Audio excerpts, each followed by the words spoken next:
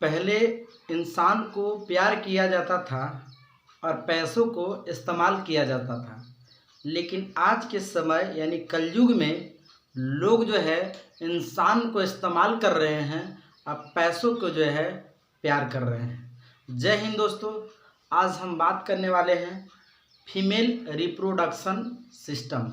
Female reproduction system का मतलब होता है मादा प्रजनन तंत्र, या इसे जो है जनन तंत्र कह सकते हैं। जैसे मेल में जो है उसे मुख्य जननांग अंग जो है टेस्टिस था और टेस्टिस से जो है स्पर्म निकल रहा था, शुक्राणु का निर्माण हो रहा था, इसमें टेस्टोस्टेरोन हार्मोन निकल रहा था। इससे यह पता चलता है कि मैं लड़का हूँ, मुझे लड़की की ज़रूरत है। अब हम बात करने वाले हैं फीमेल। तो ध्यान देंगे कि जो फीमेल होता है, फीमेल रिप्रोडक्शन सिस्टम में डायग्राम इस तरीका से दिया हुआ है, आप इसको समझ सकते हैं। जिस तरीका से जो है मेल में जो है 2 टेस्टिस उसका होता था, 2 टेस्टिस इसमें होता था मेल में, ठीक उसी प्रकार जो है फीमेल जो होती है उसमें भी जो है 2 ओवरी होता है। इसे हम अंडाशय कहते हैं। आप देख सकते हैं ओवरी है, ये भी क्या है, ओवरी है। ओवरी का मतलब होता है अंडाशय। अब इसी अंडाशय से जो है ओवम, यानी कि ओवम या इसे ओवा कह सकते हो, अंडाणु का निर्माण होता है। इसका जीवन काल जो है 2 से 4 दिन जो है इसका होता है, लेकिन पक्षी में जो है केवल एक ही ओवरी होता है। अब इसमें 2 ओवरी है तो दोनों एक साथ काम नहीं करते हैं, दोनों एक साथ काम नहीं करते हैं। अगर ये जैसे भी मार्च महीना, ये मार्च में काम कर रहा है तो ये जो है अप्रैल में काम करेगा, दोनों एक साथ काम नहीं करते हैं। मेंस्ट्रुएशन साइकिल जो होता है यानी एमसी जिसे हम बोलते हैं, ये साल में लगभग 13 बार जो है ये आता है, क्योंकि ये 28 दिन का जो है ये महीना होता है।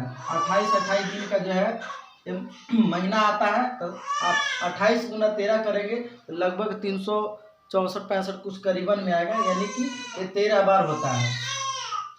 अब यहाँ पे ये देखेंगे कि जो पुरुष था तो पुरुष का जो है ये वाला नस जब काट दिए थे तो इसको बोले थे हम वैक्सोटोमी, यानी कि नसबंदी। लेकिन महिला का जो है, देखिए ट्यूब देख रहे हैं, ये ट्यूब को जब काट दिया जाता है तो इसको बोलते हैं ट्यूबकोटोमी, यानी कि नलबंदी, और पुरुष में जो है नसबंदी। अब बात करते हैं कि ब्लीडिंग क्या होती है। ब्लीडिंग जैसे लेडीज के जब आने लगा तो जानिए कि उनके पीरियड्स चल रहे हैं, उनके पीरियड्स चल रहे हैं। और इसमें देखेंगे कि हार्मोन जो होता है एस्ट्रोजन हार्मोन होता है महिला में, जैसे पुरुष में जो है टेस्टोस्टेरोन हार्मोन था और महिला में एस्ट्रोजन हार्मोन होता है। ये जो है सेक्सुअल काम में जो है मदद करता है। जैसे एमसी का आने इसमें मदद करता है, ओवा अंडाणु बनना, इसमें स्तन को उभार आना, इस सब में जो है आपको एस्ट्रोजन हार्मोन जो है मदद करता है। दूसरा प्रोजेस्टेरोन जो हार्मोन होता है ये प्रेग्नेंट करने में जो है मदद करता है, गर्भधारण करने में नहीं प्रेगनेंसी करने में जो है ये मदद करता है। और रिलैक्सिन हार्मोन जो होता है ये बच्चों को जन्म देने में जो है रिलैक्सिन हार्मोन जो है काफ़ी मदद करता है। अगर रिलैक्सिन हार्मोन अगर अच्छा हो तो आपको नॉर्मल डिलीवरी होगी, ऑपरेशन करने की जरूरत नहीं होती है। लेकिन डॉक्टर लोग करता क्या है कि रिलैक्सिन हार्मोन रिलीज ना हो इसलिए जो है टैबलेट दे देते हैं, और महिला उसे जो है काफ़ी चाव से खाती है। रिलैक्सिन हार्मोन जो है नहीं निकलने लगता है, जिससे बच्चा जो है पेट के ही अंदर में रहता है, उसको मुश्किल हो जाता है तो ऑपरेशन करना पड़ता है। तो आप इससे भी जो है बच के रहें कि रिलैक्सिन हार्मोन आपके अगर बॉडी में अच्छा स्राव हो रहा है तो आप बच्चों को ईजी तरीका से नॉर्मल डिलीवरी यानी आपका बच्चा हो सकता है।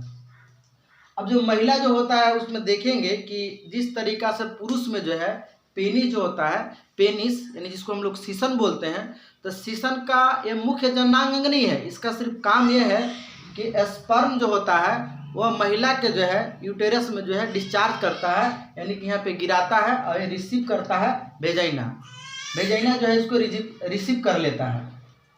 आप देखेंगे जो कुंवारी जो लड़की होती है, अनमेरिड गर्ल होती है, तो उसका जो वेजाइना के मुख पर जो है एक झिल्ली लगा होता है जिसे हम हाइमन झिल्ली कहते हैं। ये जो है आप जैसे अगर हार्डवर्क अगर वो कर रही है तो वो झिल्ली टूट सकता है। साइकिल अगर चला रही है तो टूट सकता है। एक्सरसाइज कर रही है, वर्कआउट कर रही है तो भी जो है ये टूट सकता है। लेकिन ऐसा नहीं है कि लोग रिलेशन बनाए तो ही टूटता है, फर्स्ट टाइम में सेक्स करे तो ही टूटता है, ऐसा कुछ नहीं होता है। ये 99% जो होता है आपको हार्डवर्क या साइकिल चलाने से जो है ये टूट जाता है, इसलिए ऐसा कोई डाउट नहीं करना है। अब हम बात करते हैं कि जो यूटेरस जो है, यहाँ पे जो पुरुष का स्पर्म जो है पेनिस द्वारा जो है इसमें डिस्चार्ज कर दिया जाता है।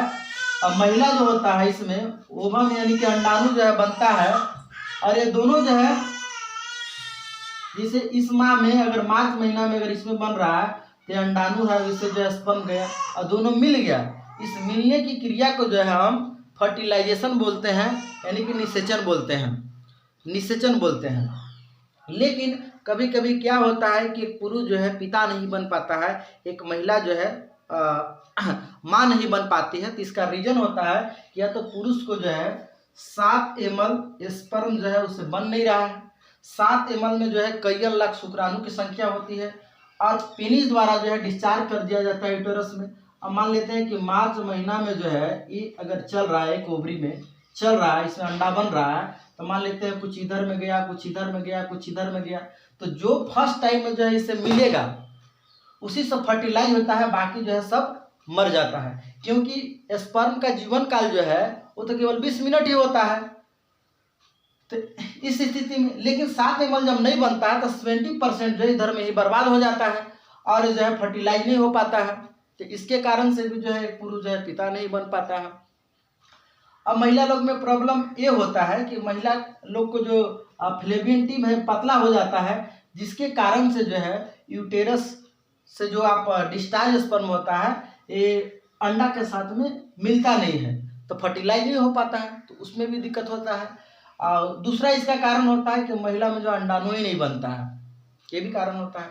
तब इस कंडीशन में क्या किया जाता है, एक महिला को जो है, एक महिला को ओवम यानी कि अंडा किसी ट्यूब द्वारा यानी मशीन द्वारा जो है उसे निकाल लिया जाता है और उसके हस्बैंड का जो स्पर्म होता है हस्तमोशन द्वारा निकाल लिया जाता है स्पर्म को।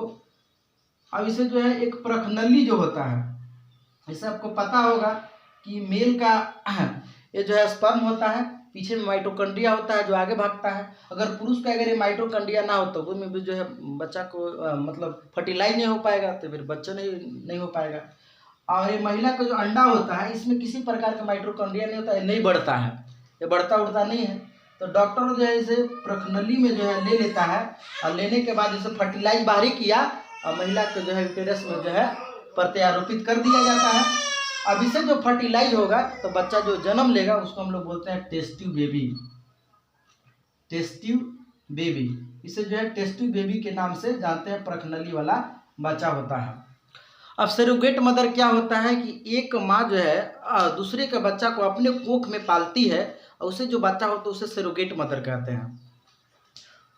बस कंडीशन सेम इसी तरीका से होता है कि जैसे कोई महिला है अपना सुंदरता को बनाए रखती है, तो अपना जो शरीर का जो है अंडा जो बनता है अंडा ले लेगी, है ना, मशीन द्वारा निकाल लिया जाता है और उसका हस्बैंड के जो है जो स्पर्म होता है वो होता है अब प्रखनली में फर्टिलाइज करके वो अपने जो है कोख में न रह करके दूसरे को जो गरीब महिला होती है उसके कोख में दे दिया जाता है। और उस महिला को बोलता है कि हाँ हम अच्छा खाना पीना देंगे और तुमको हम अगर अच्छा बच्चा हो जाएगा तो तुमको हम 2-4 लाख 10 लाख रुपया भी देंगे, ऐसे करके बोलता है। और उससे जो बचा हुआ उसको बोलते हैं सरोगेट मदर।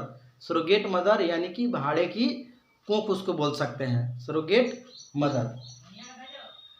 तो वीडियो अच्छा लगा हो तो लाइक कमेंट शेयर करिए। तब तक के लिए अपना ख्याल रखिए। धन्यवाद दोस्तों।